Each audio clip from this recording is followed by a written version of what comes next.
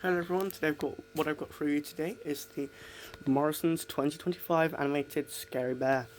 So this is sold by Morrisons, and there's actually quite a lot of misconception around this that I kind of started. Um, so, I'm sorry. So this is a tacky prop, but it's not. Let's just talk about this first because I'm just gonna get this out of the way. This is not tacky in the way that lots of people think. This is actually, I just call it, I kind of been calling it tacky loads, and I kind of started it. But this is a sound and light prop. Tacky and sound and light work together, and quite a lot too. So, this is a prop they shared. Obviously, it's got like, it's kind of same for the Jessica doll. They're all sound and light. So was the zombie, I don't have him here anymore, and so is the doll who rips off the head of the teddy. Those are all sound and light. Everything Morrison's tabletop is sounds and light that moves, most likely. There's a few random pack things thrown in there, but it's mostly all sound and light. And this is no exception. This is one. Obviously, Techie, to my knowledge, designs this. This is why it's so robust feeling. It's a really good quality little thing. But Sound and Light has just sold it to Morrisons. So let's see. Usually there's a techie thing on here, but this time around it's just a musical note, which is on all Sound and Light items if you look at them. I really like this thing. It's the mouth. Oh my gosh, it's so awesome. So basically it runs on a square shaft system. So a bit like the jumping spider, really. It goes down. You can see it a bit. It goes down. Shut up. It goes down a little bit and then pops up. That's the way it works, because it's like a half gear that releases it. So a really clever little thing here. I love it, and he's really quite thick and chubby. I love it, and he's so fluffy too. He just feels so robust. I can see this guy lasting such a long time. Obviously, it has to be built to survive Morrison stores, and gosh, this one's the only one here that had a battery cover. All of them were missing them, which is a real shame, but I'm just glad to have one. Let's give it a go, and then I'll talk about some other things after the demo.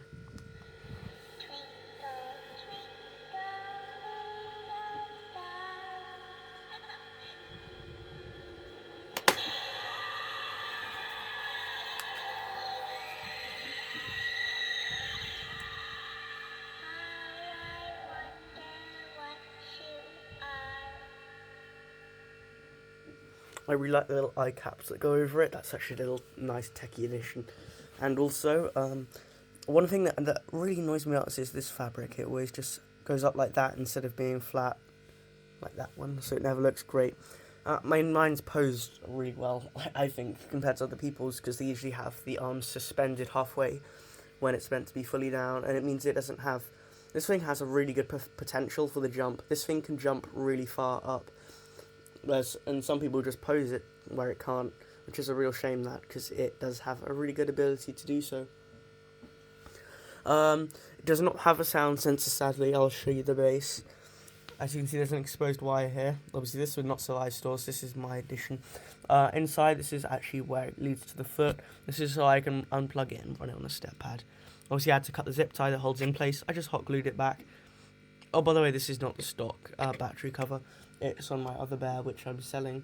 The reason why I can know thinking why you're scalping, I can't really say this because well, I can say it, but in order to allow my mum to get this, I have to say I'm reselling it. It's like a business move or whatever. Yeah, so that's the only way I can really get them. So please, I won't do this again. I'm sorry, everybody. I hate scalpers myself.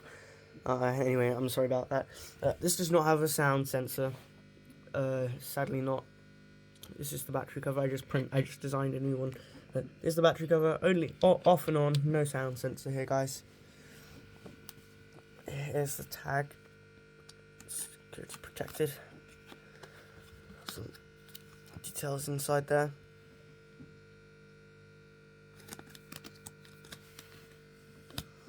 All pretty basic stuff.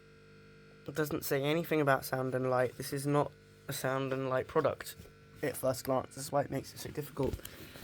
It doesn't even say anything on the tag.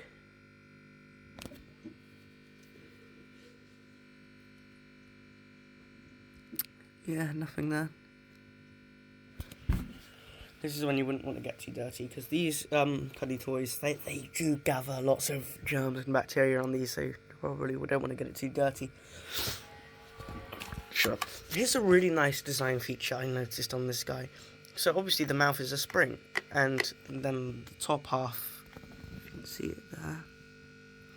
Hold on, let me get a better angle on this. You can see the rest of his teeth. They're attached to the main mechanism which pulls down. So you're probably wondering, why on earth is this on a separate spring? Surely that's costing more materials. If this is loose and not connected to anything except a spring. Well, I actually have a good point about this that I noticed.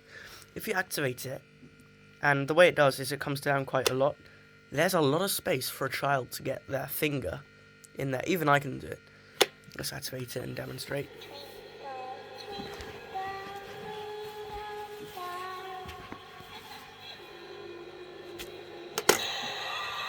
Look, I can easily fit my finger in there.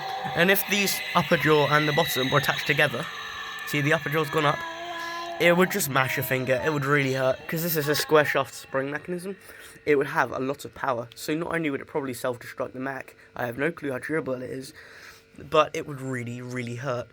So I'm glad they've done that. That's a really neat little safety thing that they've got in there, which is awesome.